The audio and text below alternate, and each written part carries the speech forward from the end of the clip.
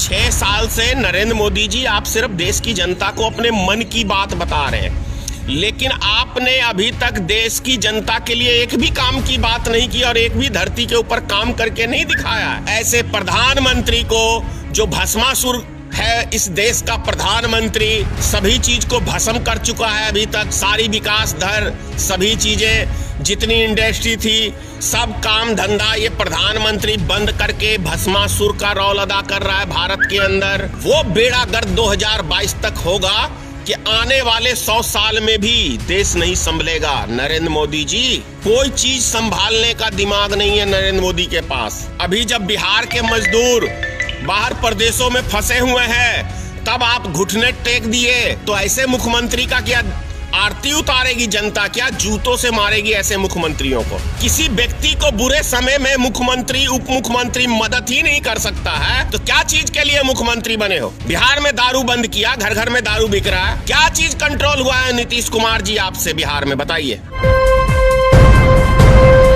Live TV, सच सबसे आगे। नमस्कार मित्रों, मैं धनेश्वर महतो। बिहार के मुख्यमंत्री श्री नीतीश कुमार जी ने, उप मुख्यमंत्री सुशील कुमार मोदी ने ये कहा है कि हम सक्षम नहीं है बिहार के मजदूरों को लाने में। माननीय नीतीश कुमार जी, सुशील कुमार मोदी जी, आप क्या चीज में सक्षम है? जरा एक चीज का नाम बताएंगे देश की जनता को, बिहार की जनता को। यदि आप सक्षम ही नहीं है तो मुख्यमंत्री बने रहने का आपको कोई अधिकार नहीं है, उप मुख्यमंत्री बने रहने का आपको कोई अधिकार नहीं है। सुशील कुमार मोदी जी, 243 विधायक बिहार के अंदर,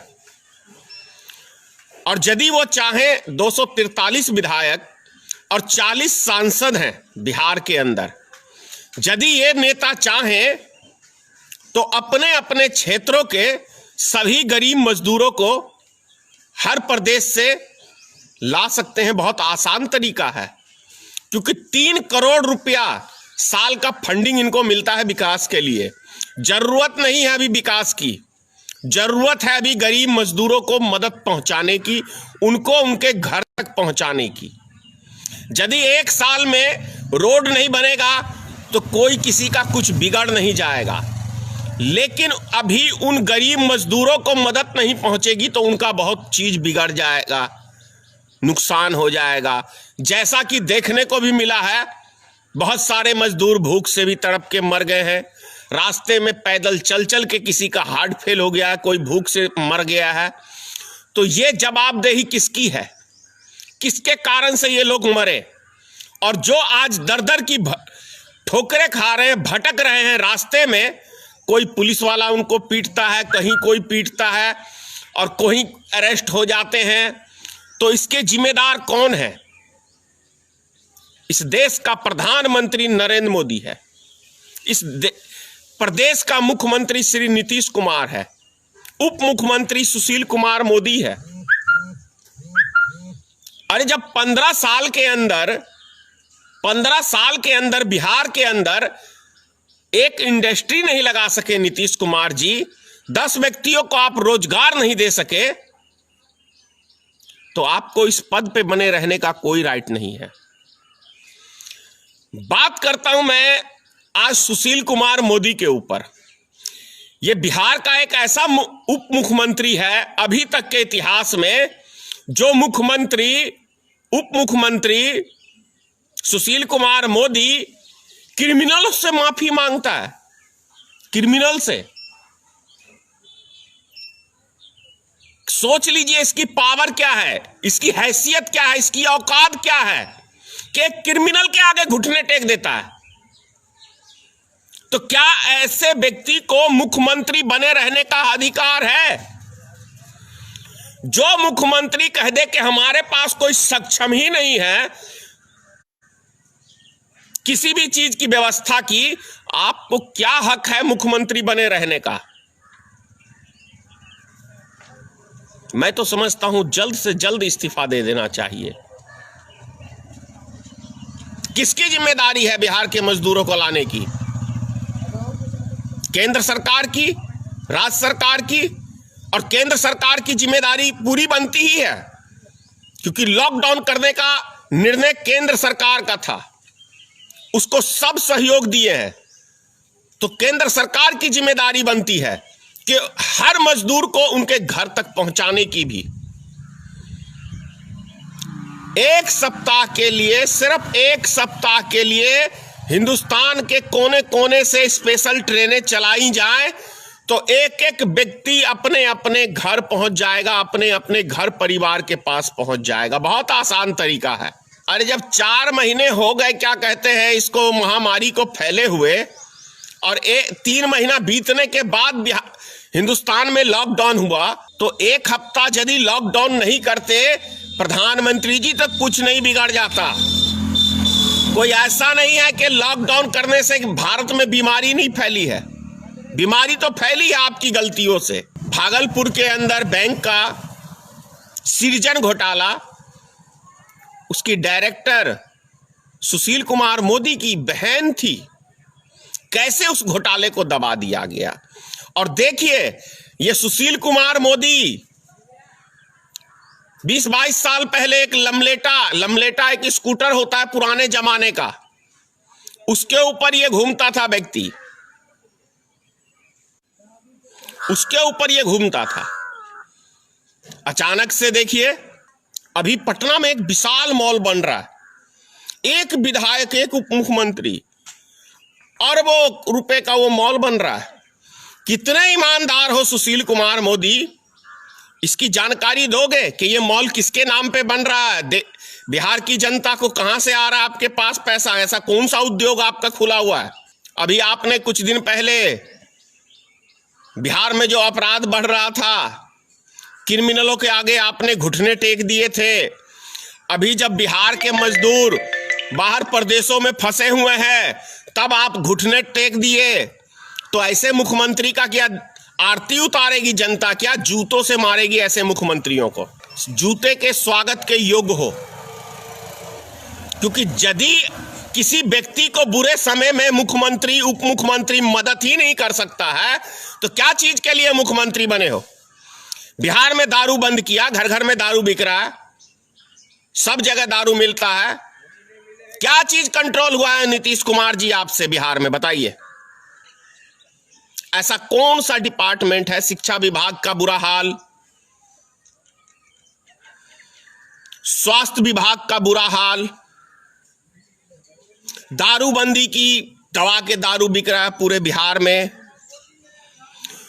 15 साल से कंटिन्यू सत्ता में हो, एक उद्योग तक नहीं लगा पाए।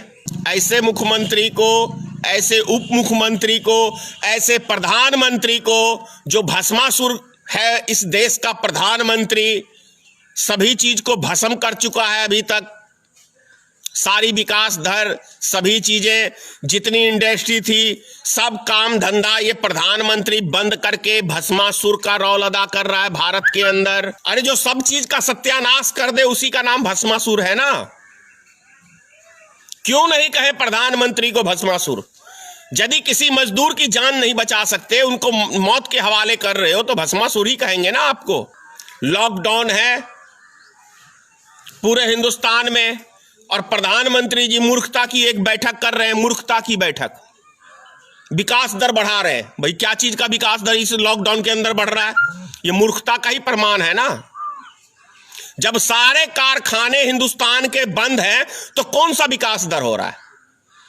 जब जनता भूख से मर रही है देश में, तो कौन सा विकास दर हो रहा है? जब किसान का फसल ही नहीं सरकार खरीदने में सक्षम है, तो कौन सा विकास दर हो रहा है? 2022 का जो आप देते थे भाषण ना लंबा लंबा, 2022 के अंदर इस देश का वो बेड़ा गर्क 2022 तक होगा कि आने वाले 100 साल में भी देश नहीं संभलेगा नरेंद्र मोदी जी, क्योंकि किसी भी तरह का दिमाग नहीं है देश चलाने का, है ही नहीं। कोई चीज संभालने का दिमाग नहीं है नरेंद्र मोदी के पास। हाँ, झरना, वो क्या मन की बात सुनाने का है, लेकिन विकास संभव नहीं है नरेंद्र मोदी जी, इतिहास ही नहीं है आपका। अरे विकास, वो गुजरात मॉडल दिखा के लड़े थे ना चुनाव, तो अंग्रेजों के जमाने के अंदर 10,000 कारखाने गुजरात के अंदर जब आजादी देश को मिली थी उस टाइम में था। कोई अनोखा काम नहीं किया है। और किसी एक शहर, कोई शहर अगर है, बंदरगाह जितने भी हिंदुस्तान में, वो शहर बहुत पुराने जमाने से है, तो इसमें कोई नरेंद्र मोदी का बहुत बड़ा योगदान नहीं है। शुरू से विकास रहा है गुजरात के अंदर। उस मॉडल को दिखाया था, तो मॉडल दिखाया था, तो फिर गुजरात की जो किसान है वो आत्महत्या क्यों करते हैं? यदि गुजरात इतना ही विकासशील प्रदेश है तो सबसे ज्यादा महाराष्ट्र के बाद गुजरात में ही आत्महत्या करते हैं किसान। इसका मतलब है दिक्कत ना। और आज के टाइम के अंदर भी सबसे ज्यादा किसी प्रदेश के ऊपर कर्जा है तो वो गुजरात के ऊपर ही है, तो समझ सकते हैं। और जब इस लॉकडाउन के अंदर आप किसी गरीब मजदूर को उसके घर तक नहीं पहुंचा सकते हैं, माननीय प्रधानमंत्री जी, माननीय सुशील कुमार मोदी जी, माननीय नीतीश कुमार जी, तो पता चलता है कितनी निकम्मी, कितनी बेसहाय ये सरकार है। इस सरकार को 1 मिनट भी बने रहने का कोई अधिकार नहीं है। इस सरकार को तुरंत से तुरंत इस्तीफा दे देना चाहिए। नरेंद्र मोदी को भी, गृह मंत्री अमित शाह को भी, और जो भी इनके मुख्यमंत्री जो कहते हैं कि हमारे से कुछ नहीं संभव है, वो व्यक्तियां इस्तीफा दे दे, छोड़ दे गद्दी। एसी में रहने से देश नहीं चलता है, एयर कंडीशन में बैठने से देश नहीं चलता है। देश चलता है जमीन पे उतर के, सही मास्टर प्लानिंग के तहत। जितने भी हमारे पदाधिकारी हैं उनसे सलाह मशवरा करने के बाद निर्णय लिया जाता है। 10 आदमी जब बैठते हैं तो 10 सवाल होते हैं, 10 उसके अंदर क्वेश्चन होते हैं, तब एक क्वेश्चन का सही निचोड़ निकलता है। और 10 का जब राय मशवरे से कोई काम होता है तब वो सटीक काम होता है, तब देश हमारा विकास की ओर जाता है। ऐसा नहीं है कि अचानक से आ गए टीवी के ऊपर, मन की बात सुना दिए, मन की बात से किसी का पेट नहीं भर जाएगा और ना ही देश चल जाएगा। 6 साल से नरेंद्र मोदी जी आप सिर्फ देश की जनता को अपने मन की बात बता रहे हैं, लेकिन आपने अभी तक देश की जनता के लिए एक भी काम की बात नहीं की और एक भी धरती के ऊपर काम करके नहीं दिखाया है। आज आपने कहा कि जितने भी हिंदुस्तान के अंदर मजदूर फंसे हुए हैं वो अपने घर को जा सकते हैं, तो उसका इंतजाम कौन करेगा? ये सरकार का जवाबदेही है ना, केंद्र सरकार की जवाबदेही है। 1 हफ्ते के लिए स्पेशल ट्रेनें चलाई जाएं ताकि बिहार के हो या अन्य प्रदेशों के हैं वो मजदूर अपने अपने घरों को लौट सकते हैं। इतना ही कहूंगा। जय हिंद, जय भारतीय मित्र पार्टी, सीताराम, जय मां भगवती। मां भगवती इन कम दिमागी प्रधानमंत्री को, कम दिमागी मुख्यमंत्री को सद्बुद्धि दे देश चलाने की, ताकि ये देश जो नर्क में जा रहा है, डूब रहा है, ये देश बच सके हमारा। जय हिंद। लाइव टीवी, सच सबसे आगे।